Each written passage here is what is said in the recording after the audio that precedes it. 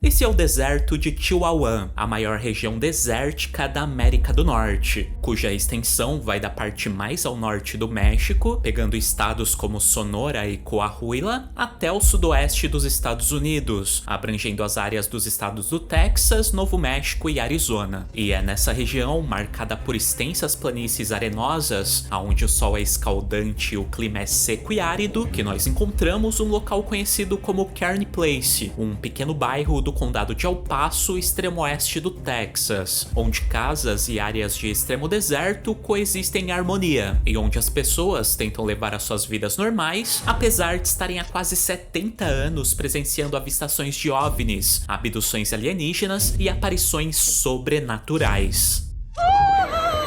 Agora voltemos pro ano de 1957, mais precisamente pro dia 6 de março, quando uma pequena escoteira chamada Jerry Cash decidiu ir até um casarão um pouco mais afastado do bairro para tentar vender algumas caixas de biscoitos pro casal que morava no local. Casal que era composto pela senhora Margaret Patterson, que na época tinha 42 anos e era conhecida por ser uma mulher bem gentil e simpática, e o seu marido, o Sr. William Patterson, de 52 anos, que, por sua vez, já tinha fama de ser bem mal-humorado e hostil, até mesmo com a sua esposa. E esse casal vivia sozinho nesse casarão. Eles não tinham filhos, todos os parentes moravam longe, e sua única companhia era um pequeno animal de estimação, o gatinho chamado Tommy. Mas, apesar da fama do marido, a pequena escoteira foi assim mesmo bater na porta da casa deles. E a forma que eles a trataram não poderia ter sido diferente. A Margaret tentou ser simpática e até conversou com a menina, apesar da garota, posteriormente, ter revelado que ela parecia estar meio triste. Já o marido foi rude e pareceu não ter gostado da visita inesperada.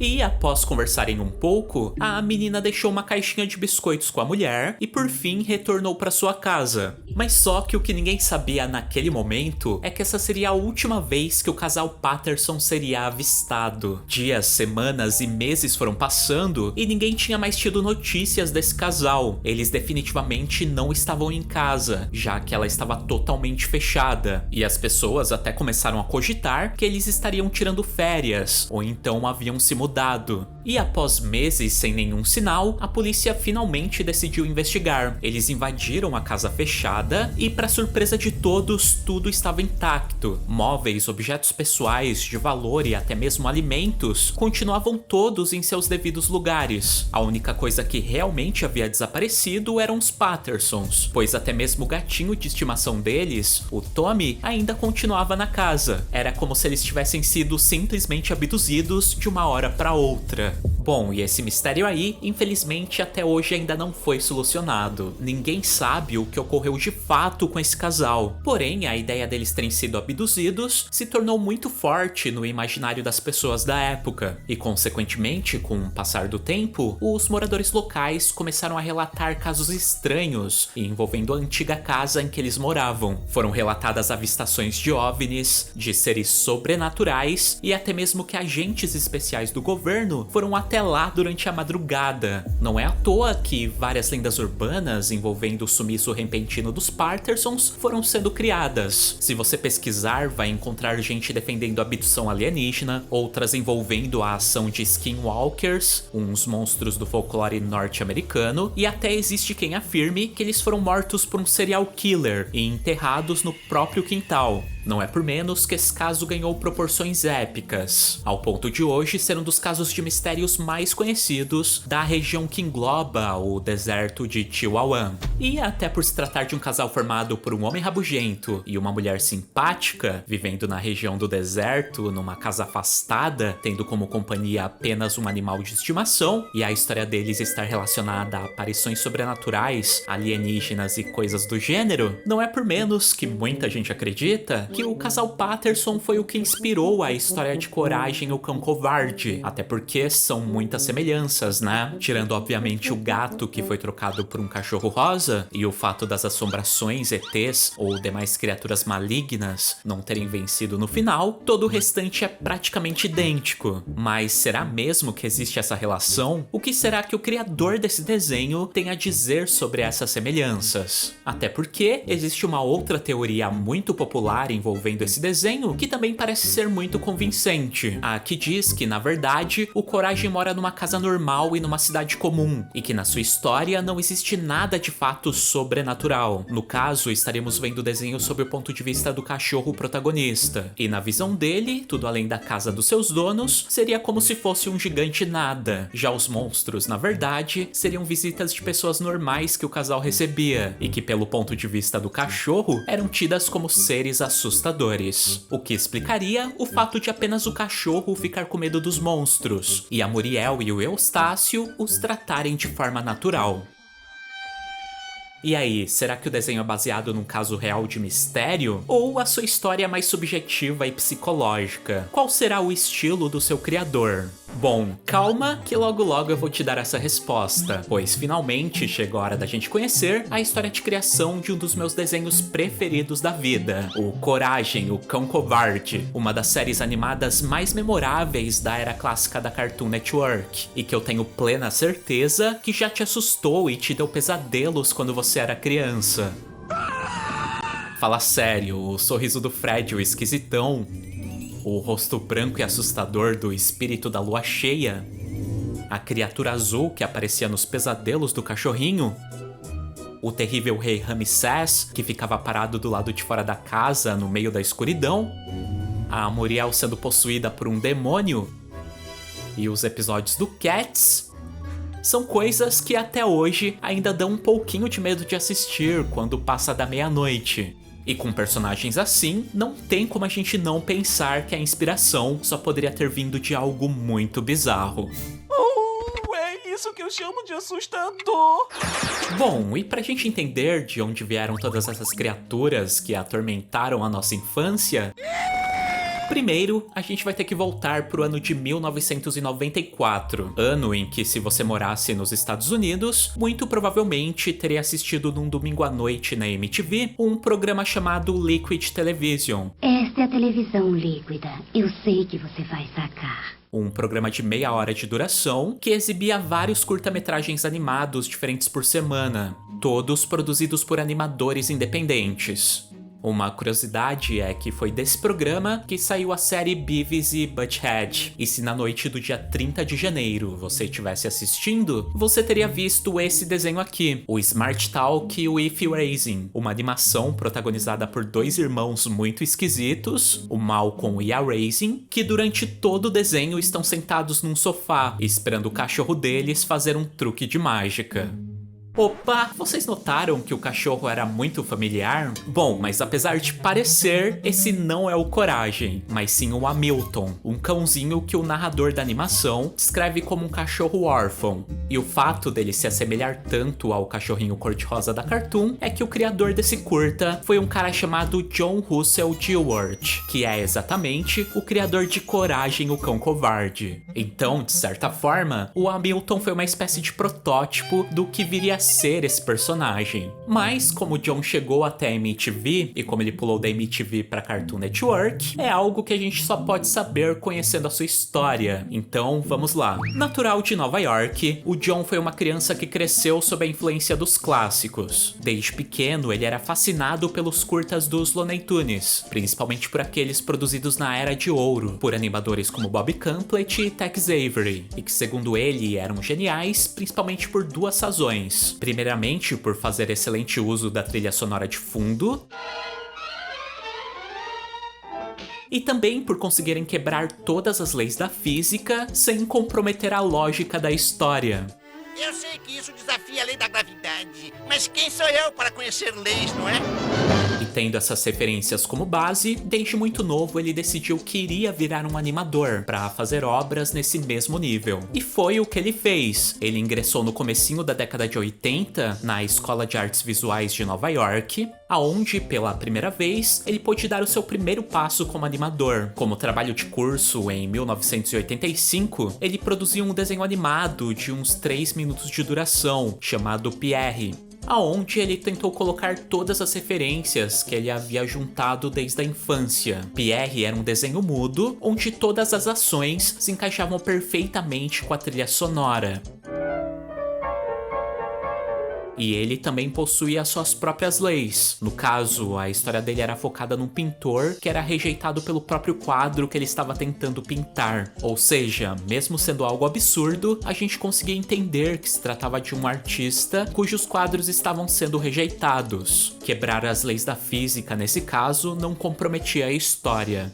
Mas, mesmo após formado e mesmo depois de ter feito seu primeiro desenho, ele não conseguiu entrar no campo da animação assim logo de cara. Antes, ele trabalhou em agências de publicidade, fazendo artes para propagandas, profissão que ele exerceu por um longo período, entre a metade dos anos 80 até meados dos anos 90. Já os desenhos, ele trabalhava quando tinha tempo e em casa mesmo, que foi como ele lançou de forma independente um curta animado super estranho, chamado The Limited Bird, de 1989, e que apesar de visualmente bizarro, fez até que sucesso nos circuitos de filmes independentes. Ele recebeu um prêmio num festival de cinema da Califórnia, o que acabou o empolgando em criar o seu segundo curta independente, o chamado Quando Lily Lane se Mudou, inspirado nas comédias românticas do Woody Allen.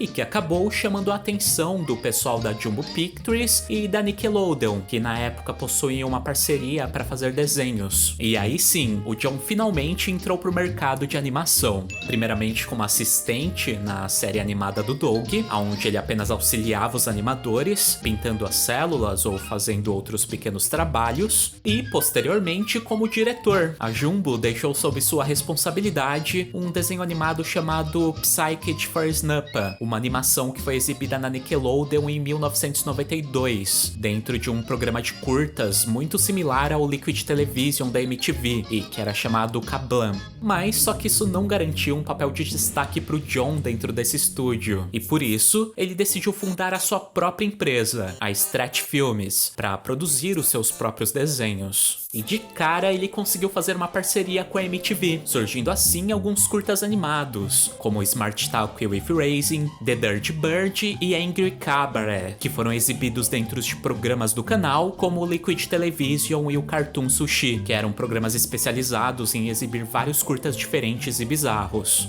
E dentre esses, o que mais se destacou foi o Pássaro Doido, o considerado por muitos críticos como a melhor animação duvidosa do século XX, e que marcou o estilo, ritmo e traços que se tornariam característicos do seu artista. The Dirty Bird narra a história de um pássaro maluco que passa o dia sendo rejeitado por um gato muito similar ao que ele usaria futuramente em Coragem, aliás. Esse é um desenho que traz várias referências ao Looney Tunes clássico, mas do seu próprio modo. Não é à toa que ele rodou o mundo em festivais de animação e cinema, sendo muito premiado e literalmente abrindo portas para o seu criador e para o seu estúdio para as grandes empresas. Por causa dele, o John conseguiu emplacar uma série de desenhos para serem exibidos dentro do programa Vila Sésamo, que foi a série Snoodles and Nidge, uma série de comédia pastelão protagonizada por um homem excêntrico e seu gato roxo, e um outro desenho chamado Ace e Avery, de um menino e um guaxinim, que por sua vez era exibido dentro de um programa infantil chamado Big Bag, que era produzido pela Cartoon Network. E falando nesse canal, foi justamente quando ele foi convidado para produzir animações para esse programa que o pessoal da Hanna-Barbera, que era o estúdio de animação da Cartoon na época, o convidou para fazer um curta para o Cartoon Network. Nessa época era comum a Cartoon exibir curtas na sua programação, até para testá-los, né, e ver se dariam boas séries ou não. Foi desse jeito que surgiram desenhos como Laboratório de Dexter, Meninas Superpoderosas e Johnny Bravo, por exemplo. E foi assim que em 1995 ele produziu um curta chamado Frango Espacial, o que se tornaria o piloto da série Coragem, o Cão Covarde.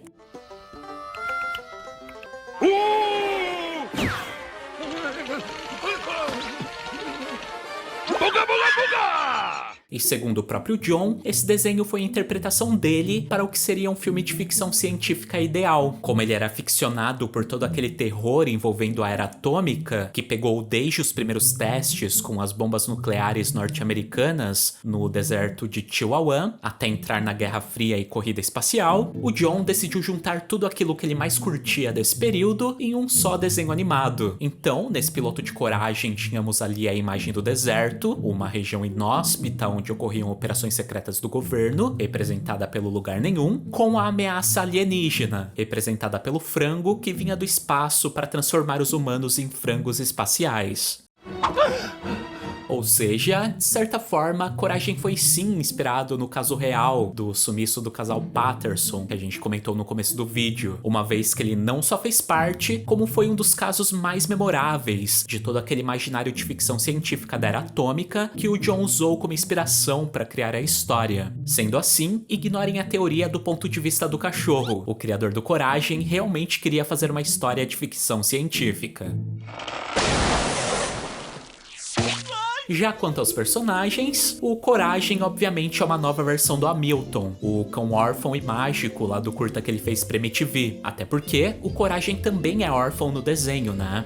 Já quanto a Muriel e o Eustácio Resmungão, apesar deles lembrarem bastante o casal Patterson, eles têm muitos traços das personalidades dos donos do Hamilton. O garoto, o Malcolm, realmente ficava implicando com o cachorro no desenho. Já a garota, a Raisin, era mais empática e curiosamente acabava sendo abduzida no final do desenho. Ou seja, eles eram como versões crianças dos velhinhos de Coragem. Enfim, e o resultado desse curta vocês já sabem, né? Foi um enorme sucesso, ao ponto das crianças mandarem várias cartas pra Cartoon pedindo pra reprisá-lo. Mas o que determinou mesmo a criação da série animada é que esse curta foi indicado ao Oscar. Ele concorreu como a melhor animação em curta-metragem do ano de 1995. E apesar de não ter ganhado, ele se consagrou como um dos desenhos animados mais bem avaliados pelos críticos da história da Cartoon Network. Então, obviamente, merecia ganhar uma série. Série essa que o John fez questão que fosse produzida pelo seu próprio estúdio, o Strat Filmes. E assim, em 1999, foi lançada a série animada do Coragem, o Cão Covarde. Interrompemos este programa para levar até vocês o programa do Coragem, o Cão Covarde, estrelando Coragem, o Cão Covarde. Que, como inovação, usou bastante CGI para fazer não só alguns personagens, como também texturas, como a do chão, da madeira, do papel de parede, da areia e demais detalhes do cenário.